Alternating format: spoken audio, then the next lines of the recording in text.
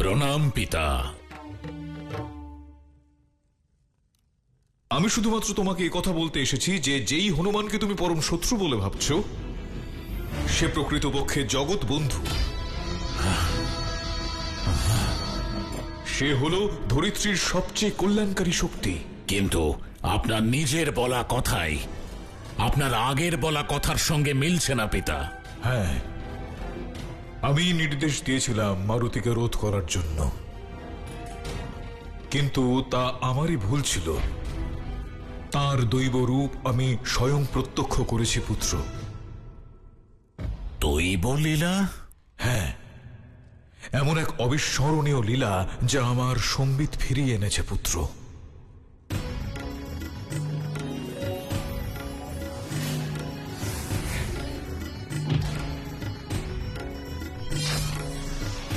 কিশোরী নন্দন, অঞ্জনী পুত্র মারুতি কোনো সাধারণ বানর শিশু নয়, আমার কপি অবতার। তো পুত্র, আমার এই আজ্ঞা যে মারুতির উদ্দেশ্যে মনে যে সমস্ত দুর্ভাবনা রয়েছে সেই দুর্ভাবনার বিনাশ করাই শ্রেয়। কিন্তু পিতা, মারুতির সঙ্গে যুদ্ধ, মহাবলী হনুমানের সঙ্গে যে শত্রুতা করবে, ক্ষতি শুধুমাত্র তোমার হবে, মারুতির নয়। পিতা হওয়ার দরুন আমার কর্তব্য যে সন্তানকে সঠিক পথ প্রদর্শন করা। কল্যাণ হোক।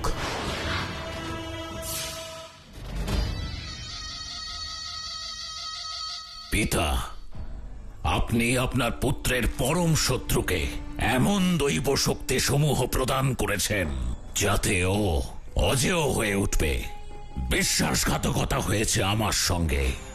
এই সকল দৈব শক্তি প্রয়োগ করেই একদিন ওই শিশু আমার বিপক্ষে প্রতিদ্বন্দ্বিতা করবে, আমার থেকে আমার ক্ষমতা ছিনিয়ে নেবে।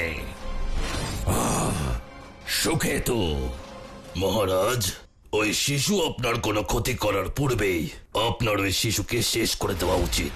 যদি আমার শত্রু দেবতাদের আশীর্বাদ লাভ করে অজেয় হতে পারে, তবে আমি কেন পারবো না? এবার আমি এমন বর লাভ করব যার সম্মুখে ওই ক্ষুদ্র মারুতির শক্তি তুচ্ছ হয়ে যাবে।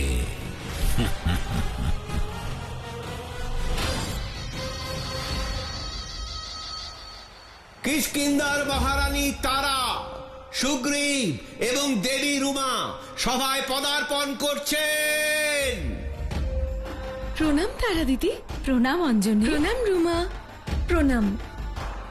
প্রণাম মহারানী তারা, মিত্র সুগ্রীব এবং দেবী রুমা। আপনাদের সবাইকে এই প্রাসাদে স্বাগত।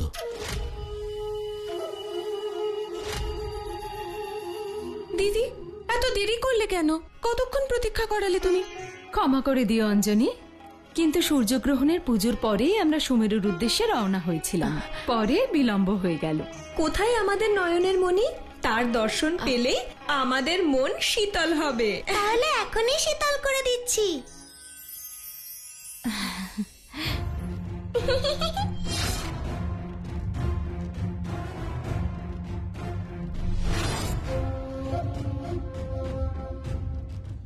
মারুতি, তুমি তো আরো সুন্দর হয়ে গেছো। তোমার আবার আমার নজর না লেগে যায়।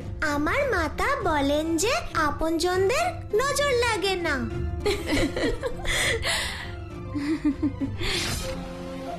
তা সত্ত্বেও এই নিন। কি এটা? কাজলের পাত্র। আপনার আর বড় মাতার সাথে যখনই আমার দেখা হয় আমাকে কাজলের টিপ পরান তো, তাই এবার নিজেই নিয়ে এসেছি। যত আনন্দ উৎসব করবার করে নাও। সুখের এই মুহূর্তগুলোকে যতটা আত্মসাৎ করতে চাও করে নাও মারুতি, কারণ আমার দৃষ্টি পড়ার পশ্চাতে তোমার এই পারিবারিক সুখের বিনাশ ঘটতে চলেছে। অমঙ্গলের ছায়া তোমার পরিবারের উপর এমন গ্রহণ ডেকে আনবে যার প্রকোপ থেকে কোনো কিছুই তোমার পরিবারকে রক্ষা করতে পারবে না।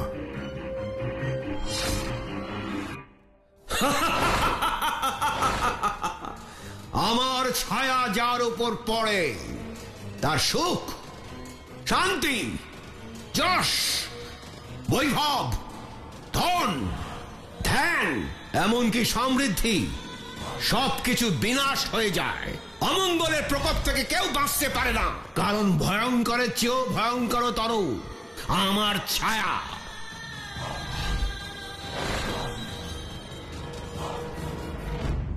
প্রণাম মহারাজ, দানের সমস্ত আয়োজন হয়ে গেছে, কেবল আপনার আদেশের অপেক্ষা। আজ আমাদের তরফ থেকে দান সামগ্রী মহারানী তারা বিতরণ করবেন।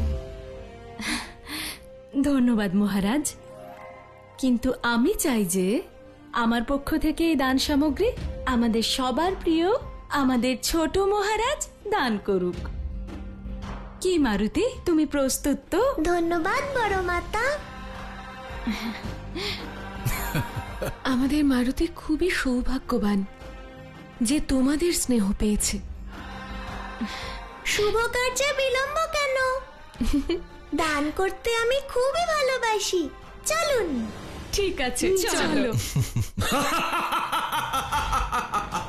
সুমেরু রাজকুমার মারুতি, তোমার পারিবারিক জীবনের সুখ, শান্তি সবকিছুকে বিনাশ করতে আসছি আমি, এই অমঙ্গল।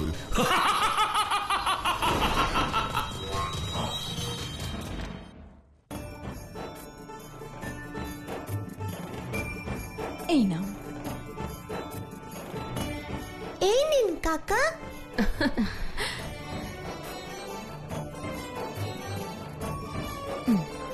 এ আপনার জন্যে।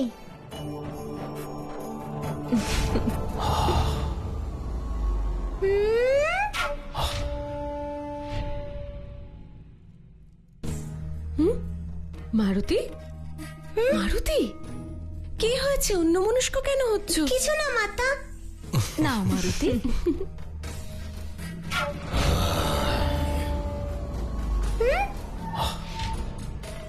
কিছু আছে ওখানে, কিন্তু কি? অঞ্জনি, তুমিও দান করো। মারুতি, আমার পক্ষ থেকেও তুমিই দান করে দাও। মাতা পিতার কর্মফল আমাদের পুত্রেরই পাওয়া উচিত। এই নাও।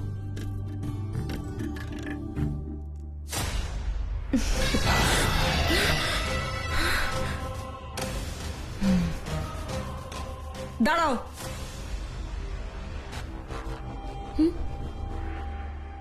দেবী রুমা, আপনারা আমাকে আর আমার স্বামীকে অপমান করার জন্য এখানে আমন্ত্রণ করেছেন?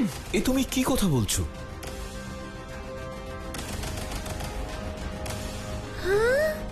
কি হলো রুমা? এরকম হঠাৎ করে ক্রোধিত কেন হচ্ছ? তাছাড়া কি করব? কখন থেকে দেখছি আপনি আর আপনার পরিবার আমাকে আর আমার স্বামীকে উপেক্ষা করছেন। তখন থেকে দেখছি দানের জন্য আমাদের বলছেনও না। আমার স্বামী মহাবীর সুগ্রীব আপনার দাস নন, কিষ্কিন্ধার অধিপতির অনুজ। দেবী রুমা, এ তুমি কি ধরনের কথা বলছো? আপনি আপনার সম্মান নিয়ে চিন্তিত না হলেও আমি চিন্তিত স্বামী। রুমা, সত্য কটু হয় স্বামী। এই একমাত্র কারণ স্বরূপ আপনি সফলতা বা যশ কিছুই পাননি। যেখানে রাজা কেশরীর মতন একজন আপনার থেকে অযোগ্য হওয়া সত্ত্বেও নিজের প্রভাব বিস্তারে সক্ষম হয়ে যান।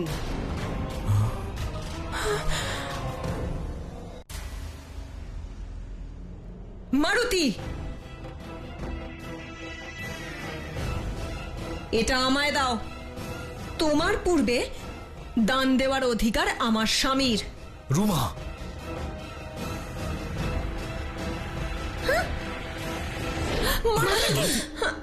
রুমা, রুমা, দেবী রুমা। রুমা, রুমা চোখ খোলো। রুমা, রুমা ওঠো। রুমা, রুমা, সুরেলি, শীঘ্র যাও, জল নিয়ে এসো। চোখ খোলো রুমা। কেউ ছিল ওখানে, কিন্তু দেখতে পেলাম না কেন? রুমা, রুমা চোখ খোলো তুমি।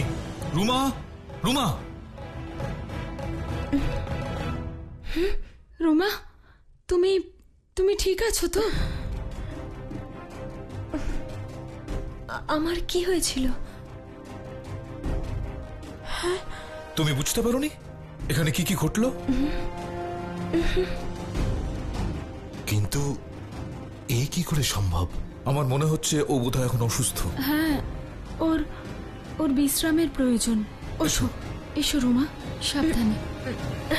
দেবী, আমাদের কিষ্কিন্ধা ফিরে যাওয়া উচিত। এই মুহূর্তে তাই করা উচিত।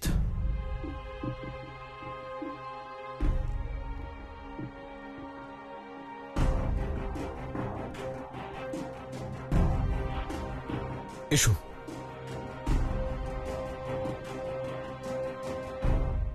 আমি ছোট মাতার শরীর থেকে এক ছায়া বেরোতে দেখলাম। বাস্তবেই কি দেখলাম, নাকি এ আমার ভ্রম? শনিদেবের আদেশে অমঙ্গল মারুতির পরিবারে প্রবেশ করা মাত্রই সম্বন্ধে মতভেদ সৃষ্টি হতে শুরু করলো।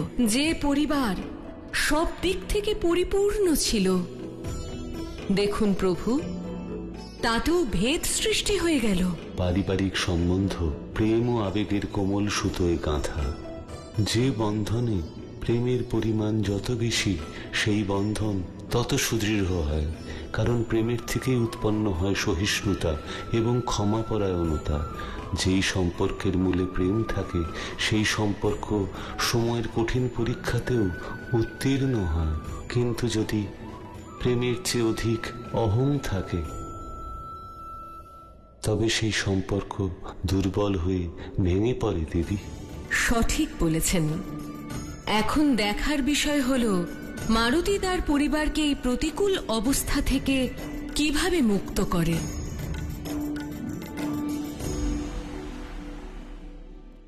শুধু যদি আমি অপমানিত হতাম, তাহলে এ বিষয়ে আমি ভুলেও যেতাম। কিন্তু রুমা আপনাকে অপমান করেছে স্বামী, আমাদের মারুতির সঙ্গে দুর্ব্যবহার করেছে, তাও আবার অত জনের সামনে।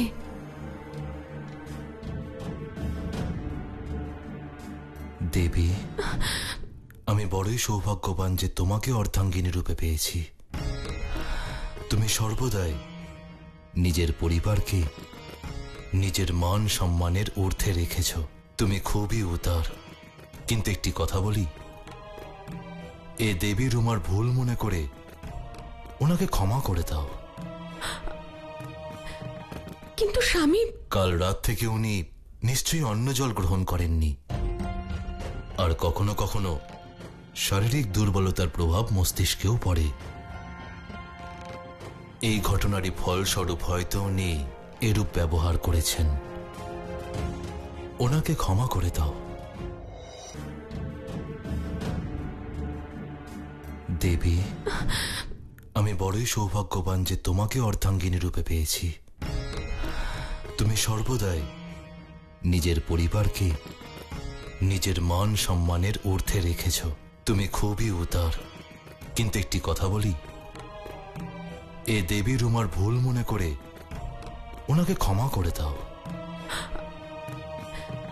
কিন্তু স্বামী, কাল রাত থেকে উনি নিশ্চয়ই অন্ন জল গ্রহণ করেননি, আর কখনো কখনো শারীরিক দুর্বলতার প্রভাব মস্তিষ্কেও পড়ে। এই ঘটনারই ফলস্বরূপ হয়তো উনি এরূপ ব্যবহার করেছেন।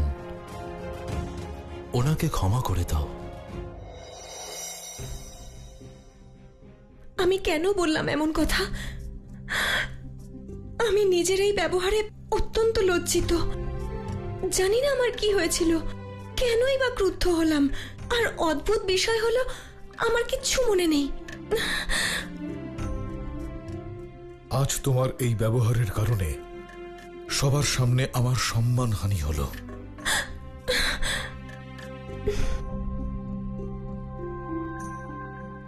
তুমি মিত্র কেশরীর মতো সম্মাননীয় আর দয়ালু রাজাকে সকলের সামনে অপমানিত করেছ। সেই রাজা কেশরী যে আমার কাছে আমার ভ্রাতা বালির সমতুল্য। আর আর দেবী অঞ্জনী, কত স্নেহ করেন তিনি আমাদের সকলকে। স্বামী, আমাকে সুমেরু নিয়ে চলুন। আমি করজোরে মহারাজ কেশরী আর অঞ্জনী দিদির কাছে ক্ষমা চাইব। দেবী অঞ্জনী আর মিত্র কেশরী আগামীকাল স্বয়ং কিষ্কিন্ধায় আসছেন। আমি আর কি বলবো স্বামী, আপনার অপমানের পর আমার কিষ্কিন্ধা যাওয়ার কোনো ইচ্ছে নেই। যদি আবার আপনি সেখানে অপমানিত হন, আপনার সাথে দুর্ব্যবহার হয়, তাহলে কিন্তু আমি আর সহ্য করতে পারবো না। দেবী, এমন কোন পরিবার আছে যেখানে কলহ বিবাদ হয় না? এরূপ তুচ্ছ বিষয়কে মনে রাখার বদলে আমরা বরং একে অপরকে কাছে টেনে নিই।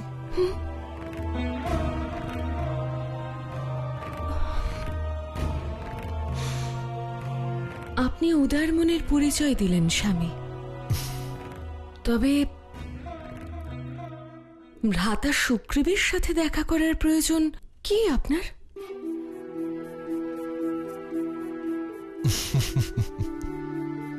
এ তো দুই মিত্রের মধ্যে একটি রহস্য মাত্র, যার উন্মোচন কাল হবে। ছোট মাতা আমার উপর হঠাৎ ক্রুদ্ধ হয়ে গেলেন কেন? তার কিছু পূর্বেই তো আমায় আদর করলেন, তারপর কালো টিপও পরালেন যাতে কারোর কুদৃষ্টি না পড়ে, তারপর নিজেই এমন আচরণ করলেন। এমন ঘটনা পূর্বে তো কখনো দেখিনি। দাঁড়াও, আপনারা আমাকে আর আমার স্বামীকে অপমান করার জন্য এখানে আমন্ত্রণ করেছেন? কখন থেকে দেখছি আপনি আর আপনার পরিবার আমাকে আর আমার স্বামীকে উপেক্ষা করছেন। আমার স্বামী মহাবীর সুগ্রীব আপনার দাস নন, কিষ্কিন্ধার অধিপতির অনুজ। ছোট মাতার এমন ব্যবহার আশ্চর্যজনক ছিল। এও সত্য, আমি সেখানে তৃতীয় কারোর উপস্থিতির আভাস পেয়েছিলাম। আমি নিশ্চিত যে ওখানে কেউ ছিল।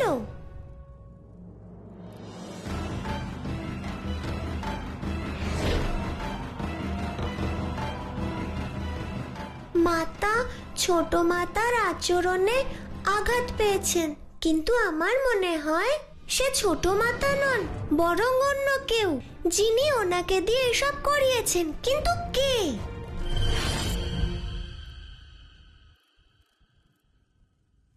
আমি তোমার শক্তিতে প্রভাবিত মারুতি। তোমার দৈব শক্তির প্রভাবে তুমি অমঙ্গলের উপস্থিতি উপলব্ধি করতে পেরেছ, কিন্তু এর পশ্চাতেও যে কলহ অমঙ্গল তোমার পরিবারের মধ্যে উৎপন্ন করতে চলেছে, সেই সংকট থেকে তুমি তোমার পরিবারকে রক্ষা করতে পারবে না।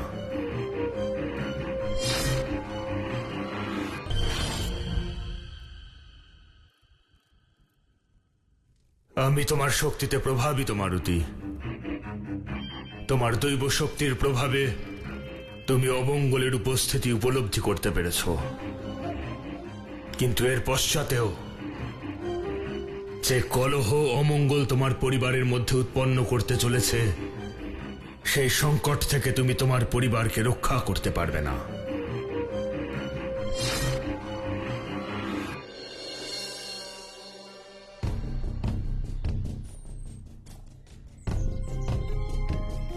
মিত্র কিশোরীর তো এতক্ষণে চলে আসা উচিত ছিল।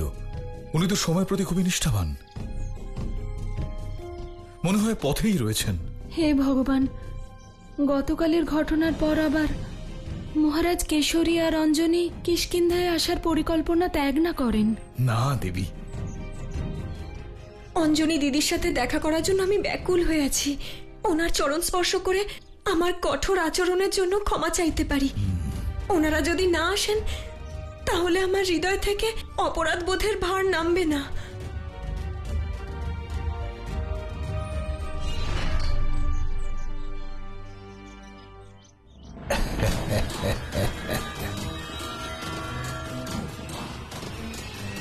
পারিবারিক সম্পর্ক এই কারণে ক্ষণভঙ্গুর হয়, কারণ তা আবেগের বশবর্তী হয়। সামান্য আঘাতেই তা বিক্ষিপ্ত হয়ে যায়। গতকালের ঘটনা তারই প্রত্যক্ষ এক প্রমাণ। আসল খেলা তো এবার আরম্ভ হবে। মারুতি।